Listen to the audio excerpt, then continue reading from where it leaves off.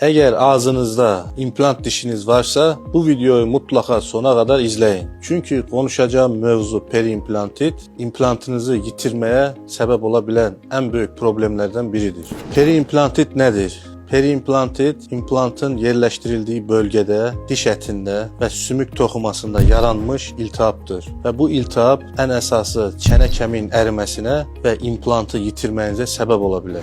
Eğer implant etrafında kızartı, koku, kanama varsa bu periimplantit olabilir. Periimplantit olmasına esas sebepler nedir? İmplantın çene kemiğine düzgün yerleştirilmemesi, implant üstü dişlerin düzgün hazırlanmaması, aşırı fazla sigara kullanmak, diyabet ve diğer sistemik hastalıklar ve en esası ağız gigiyenasının zayıf olmasıdır.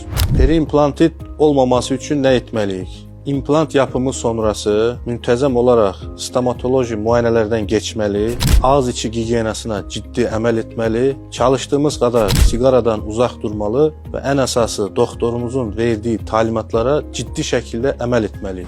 Unutmayın, periimplantit müalicə olunmazsa implantınızı yitirmeye sebep olabilir. Lakin erken diagnoz ve düzgün müdaxilə ilə implantınızı korumak mümkündür.